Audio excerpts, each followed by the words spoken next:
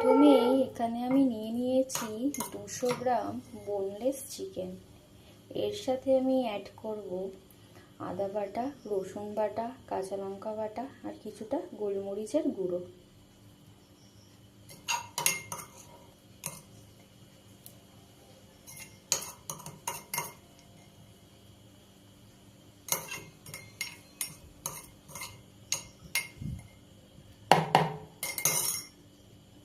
আর দিয়ে দেব কিছুটা লেবুর রস।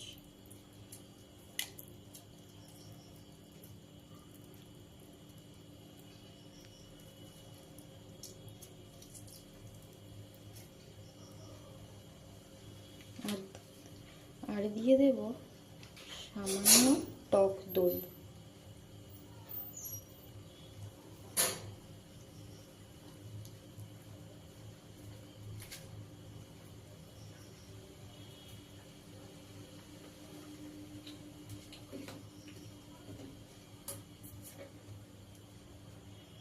এবার দিয়ে দেব বাটার।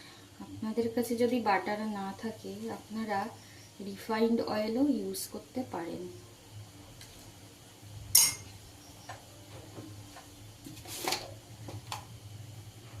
স্বাদ অনুযায়ী নুন দিয়ে দেব।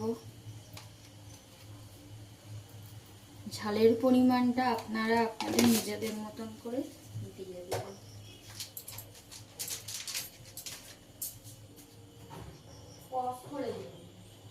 টমেটো সস, এটা আমি আমার ইচ্ছে মতন দিলাম, আপনারা যদি না চান এটা স্কিপ করতে পারেন।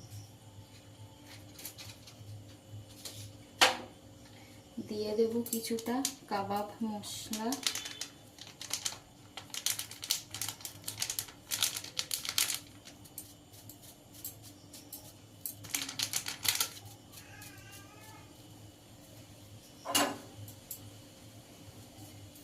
এটাকে ভালো করে একসাথে ম্যারিনেশন করব।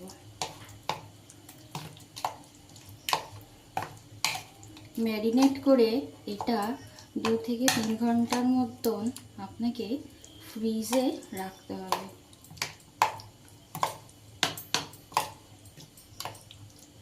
ফিরে আসছি 2-3 ঘন্টা পর। থেকে বের করে এবার এটা আমরা মাইক্রোওভেনে দেব। আপনাদের কাছে টুথপিক থাকলে আপনারা সেগুলো ইউজ করতে পারেন, আমার কাছে নেই, তাই আমি এখন এগুলোকে একটার মধ্যে ভাবে সাজিয়ে সাজিয়ে দেব।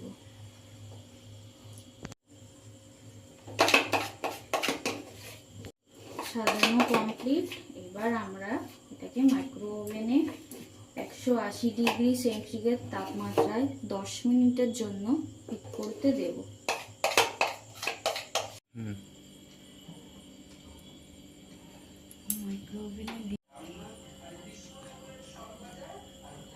চিকেন রেশমি কাবাব কমপ্লিট। এবার এটাতে বাটার ব্রাশ করে সার্ভ করতে হবে।